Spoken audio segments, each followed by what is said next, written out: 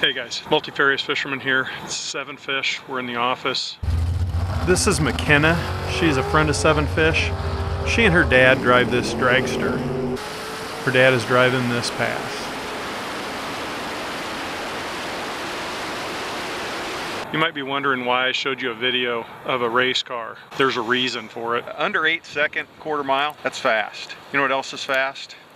Revo Rocket. It's a 10 1-to-1 reel. It picks up 41 inches per crank. That's fast. One of the things that I was really impressed with, I always think of these fast reels as being kind of a niche reel, and until I had a chance to fish it, I expected that. I fully expected this reel to be the same way. For a standard bass size spinnerbait, square bills, twitch baits, I was really impressed with how well the reel just fished, how usable it was. I didn't run into any issues reeling fish in. I didn't feel underpowered in any way. It's probably not the right reel if you want to run a real big digger crankbait or some really big hard pulling spinners. But I don't fish a ton of fast reel. I know they're handy for certain applications, certain kind of bait. A lot of guys like to run them with soft plastics and pitch, flip, run a bait a couple of times and then burn it back to the boat, make another pitch, flip, save themselves some time, and that's certainly a viable application for the reel. It's good for top waters, for buzz baits, getting to the top quick. I was going to show you something about retrieve rate and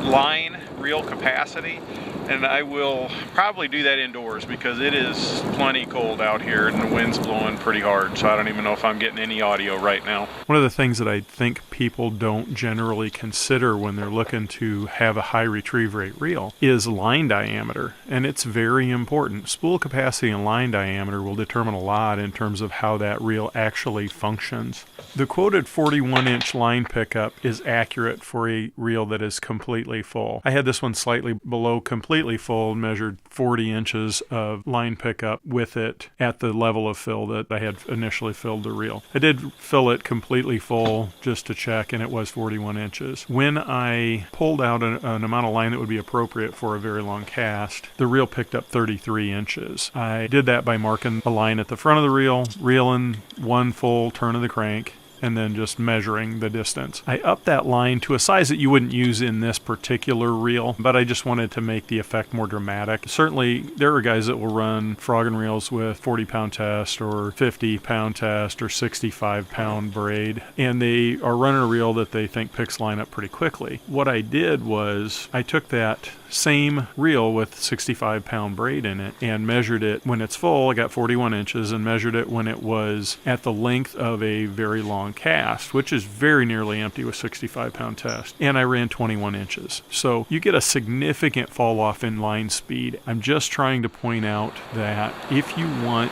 to maintain a higher retrieve rate at the end of the cast, you probably need to downsize your line. Was going to throw the fly rod a little bit, but might have to wait for another day. Thank you for joining us today. Hopefully you enjoyed the content. Please feel free to leave a like, comment, subscribe. Join us next week, Friday. We genuinely enjoy making the content for you, even when it's cold outside. We'll be here.